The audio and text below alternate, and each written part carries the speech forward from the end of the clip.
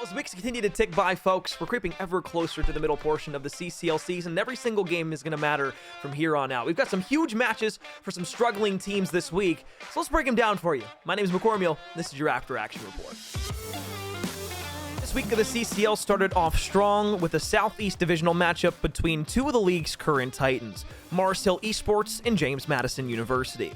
Both teams came into this matchup undefeated, but for Mars Hill, they were absolutely flawless thus far in the season, not dropping a single map whatsoever.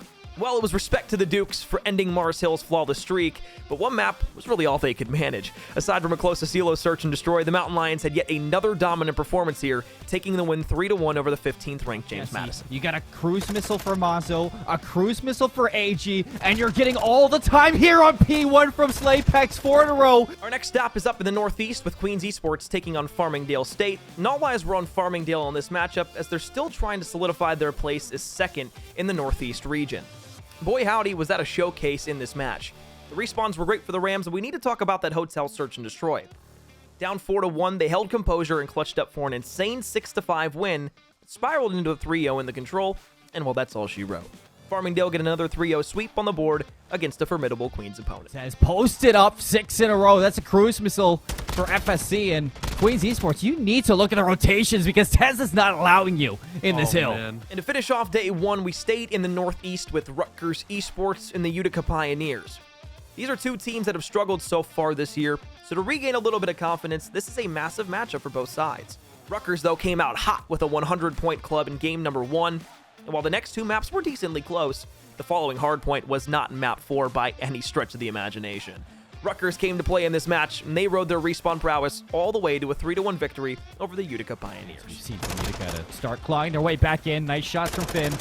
And JM's going to get red as well. Finn now 4 kills in a row.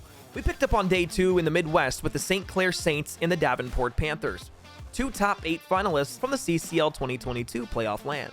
The Saints have been just as good as we left them off in Vanguard, but the Panthers, well, we've seen their fair share of struggles on stream over the last few weeks. Unfortunately for the Panthers, this was no different, as it was a fast 3-0 sweep for the St. Clair Saints, and while there were signs of life from Davenport in the first 2 maps, unfortunately it just wasn't enough to take down Priestley and this high-flying Saints roster. Brax.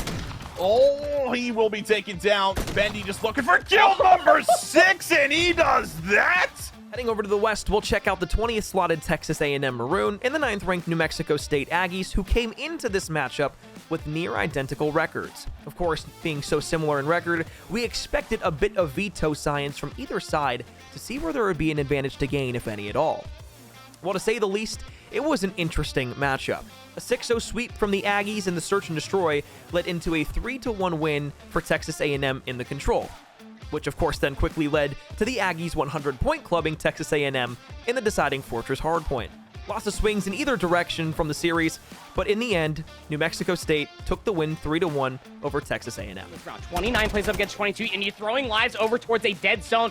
Now it's worst case scenario. It is turning further disastrous. You got players that are around the bar side, and the wallbang shots are phenomenal to take down Phenom Quiet. He's just having himself a game. We stayed out in the West to finish off a wild week of the CCL with the Arizona Battlecats taking on Longhorn Gaming. It was another fairly even record matchup for both of these squads, but the Battlecats are closing in on do or die time. This match would do wonders for their confidence finishing out the season. Unfortunately for Arizona, aside from the initial hardpoint win, this match was all about the Longhorn Gaming roster. Some decisive wins in the back end of the series led Longhorn to the 3-1 win, and this is a matchup we for sure can see causing some stirrups in the top 25 Right, rankings. perfect. Every single second is needed, and Saucy is there. That might be what seals it here in the series. Longhorn Gaming. And that'll just about do it for this week, folks. From here on out, things are only going to get more interesting as we're just on the cusp of getting to that mid-portion of our college COD year. Thank you so much for watching. My name is McCormiel, and this has been your After Action Report.